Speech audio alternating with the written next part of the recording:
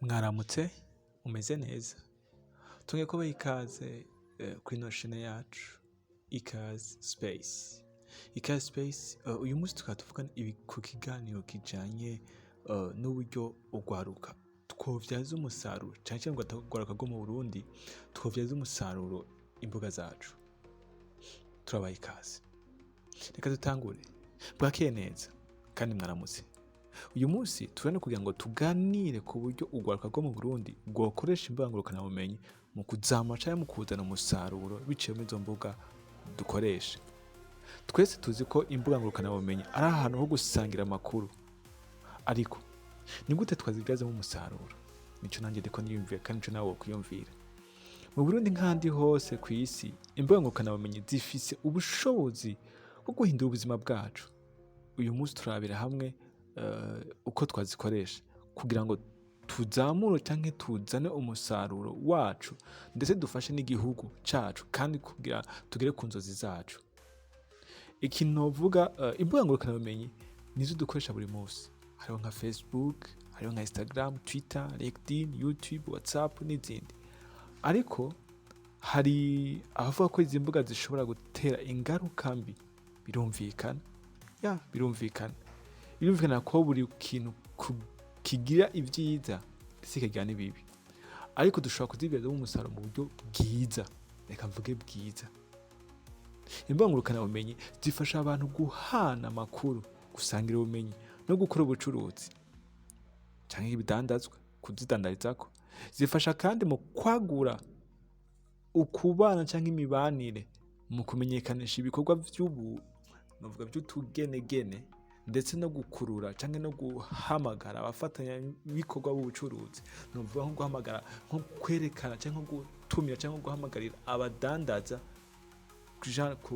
novuga gukoresha nawe izo mbuga. Sinzi ko muko muranyumva cyangwa ko uza kugira ikibazo cyo kumbaza. Ikintu novuga nuko gukora ubucuruzi kamvuga kubikora ubudandazwa, hari ibintu bimwe twovuga twokwinjiza ko amafaranga kuri izo mbuga. Reka mvuge ikintu kijanye no gukora ubucuruzi cyangwa gukora ibidandazwa, gukora ikidandazwa. Twebwe ugwaruka dufise amahirwe yo gukoresha imbuga ngurukana bumenyi mu kwamamaza ibikorwa by'abo bantu badandaza ibintu. Twudere gucambira cyitwa ubucuruzi. Twebwe nyine ugwaruka turafise amahirwe menshi yo gushobora gufasha abantu badandaza amaproduit cyangwa amaserivisi, kubamenyekanishiriza ivyo bakora biciye ku mbuga dukoresha. Ico ni cambere cyo kubyazamo umusaruro. Uza kugira ikibazo aza kumbaza. Ikindi novuga nuko uko kwamamaza ibicuruzwa rero ukagira abantu benshi bakurikirana, biratuma cyangwa navuga birashoboka ko bikwinjiriza wewe kuri babandi bagukurikirana biciye ku mbuga ngurukana bumenyi bakoresha. Example, nkushobora kubukoresha Facebook cyangwa Instagram mu kwerekana ibicuruzwa by'abandi bantu nk'imyenda, impuzu, ibiribwa, byo gufungura, amaresitora meza, ahantu ho gusohokera, ibikorane, ibirori runaka, amakonse. Hari igihe usanga abo bantu bakaba bitwa aba partnership bawe, bashobora kukwikora bakavuga ati tweko dufite iki kintu cacu, ushobora kukitumenyekanishiriza. Ubwo kukimenyesha rero ushobora kubikora mu buryo butandukanye. Wewe ubwawe kwerekana video, gukora aka video canke kwifilma wenyene, ibyo bakabiguhembera. Byaciye ku rubuga rwawe. 2 bikorerwa n'abantu benshi. 3 biko biragiye cyo twita audience nini. Uko rero biza kwaguka niko wa mukiriya cyangwa wa mu partnership wawe ashobora kuguhemba zero n'uburyo mwavuganye, aza kuguhemba soit kuri audience cyangwa kuri iyo video nyine wamukoreye ukayisha kuri réseaux sociaux zawe ukoresha. Urumva yuko ayo n'amahirwe amwe dushobora gukoresha mu kuvyaza umusaruro imbuga dukoresha. Iki cya kabiri novuga ushobora gutuma uronka amafaranga cyangwa ushobora kwibyazamo umusaruro izi mbuga zacu zo kwibyazamo umusaruro. Ni uburyo wewe ushobora gupromotinga umuntu kare twavuze ku kudandaza, ubu si kudandaza ahubwo ni gupromotinga umuntu.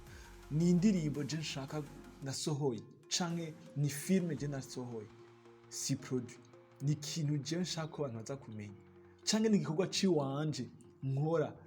Nimba ndi umu dessinateur ndafise tableau yiwanje nacafye nakoze, shaka iyo tableau baza kuyimenya, canke shaka kwamenya jewe uwo ndiwe. Urashobora kwipromotinga kavuga uko maze guca mu gitahura, shaka kwimenyekanisha uciye kuri za mbuga zawe ukoresha, ba bantu bagashobora kukumenya. Nimba ari YouTube yawe usanzwe ufise, ukayivuga ukayidekriva, hama abantu uze gukurikirana bakaza kugukurikirana baciye kuri za mbuga zawe, bakaja kuri ya TV ariko vyaciye ku mbuga zawe. Ico ni kindi kintu ushobora gutuma izi mbuga ngurukanabumenyi tuzivyara umusaruro. Ica gatatu mvuga ni uburyo abantu bakoresha imbuga bashobora gutegwa nk'icyo twita amahiganwa, hanyuma bagatoza uburyo biciye kuri b'abafana babo, hanyuma bagakora icyo twita nkambona nka yaga, kavuga mu Burundi nka yaga yotegura ndakora ibintu vya yangabire, ugaca usanga abantu kwagira amavote biciye kuri za mbuga ngurukanabumenyi, ugasanga hari n'aba partnership babo bamenye ico gikorwa biciye kuri za platform zabo. Rero platform yiwawe hamwe muhuye n'abandi mushobora gutegura igikorwa kinini kidasanzwe, kandi mukaronka cyo twita ama sponsor biciye muri bwa buhinga bwanje biciye kuri za platform mwebwe nyene mukoresha. Ariko ivyo natubikora hari imbogamizi nyinshi, canke hariho ama circumstance dukunda guhura nayo canke tuhura nayo. Icambere tushobora kuvuga yuko hari igihe tugira ikibazo ca internet mu gihe rero byo byose niko navuga, ni bitatu navuze. Hariyo kudandaza les produits z'abandi bantu, cyangwa ama service y'abandi bantu kuya promotinga. 2 hariyo kwipromotinga wewe cyangwa kwimenyekanishiza wewe ivyo ukora, icyo twita impano yawe ufise, ikigo ufise muri wewe ukakimenyekanisha ko abantu benshi bashoboka. 3 hariyo gutegura icyo twita ama event hamwe n'abandi bantu musanzwe mukorana muri yo departement yanyu. Nimba ukora vya comedy ugasanga hakiginga nako ariko ategura kiginga yateguye le 20 video naho zoyiboneye, ari gutegura show harimo abakomediye benshi batandukanye, ariko ugiye ku ma platform cyangwa ku marezo sociaux y'abakomediye bamwe yagiye atumira, bagiye nabo bagira icyo twita kumenyekanisha iyo show. Rero igihe mwateguye iyo event hagati yanyu, aba influenceurs cyangwa aba influenceuses hagati yanyu, mashaka gutegura icyo twita event nini, kandi mukaronka support. Iyo support nayo ishobora gutuma mwibyazamo umusaruro. Ibyo nako ndavuga ni ibintu bitatu, ariko turavuga yuko ibyo byose hari icyo twita internet. Internet ni kimwe mu kintu cambere kigoye gukoresha. Internet ni kimwe mu kintu cambere kigoye gukoresha cyane, kitugora cyangwa kigora gukoresha cyane. Hambavu ya internet hariho icyo twita kutaronka na telefone nziza.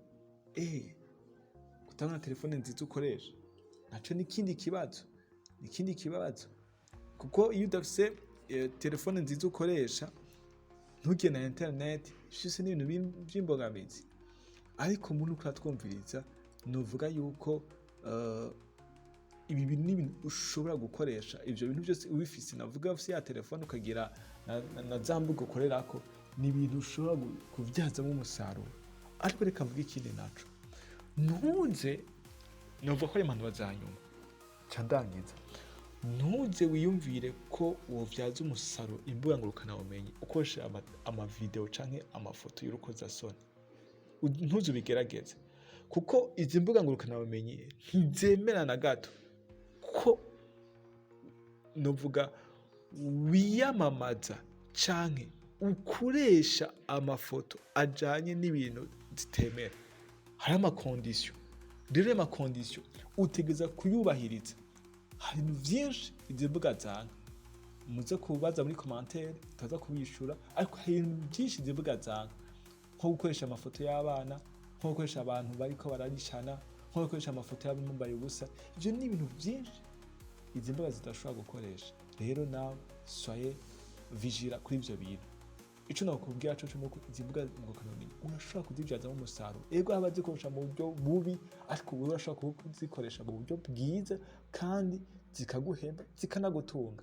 Twe twatanga uburorero, ariko ico nababwira cyo nuko ibi birakunda kandi urashobora kuzibyazamo umusaruro, nawe ukimenyekanisha bakakumenya, cyangwa ukamenyekanisha abandi inyuma ya platform yawe, abantu novuga bakaguhembera igikorwa cawe uri kurakora. Meme na YouTube cyangwa izindi mbuga ngurukanabumenyi za Facebook, Twitter, WhatsApp n'izindi zikaguhemba igikorwa cyangwa zikaguhembera igikorwa wawe uri kurakora. Ndabashimiye cyane. Jewe mutuvugana twakoze Blaze chaîne ya E-KAZI Space,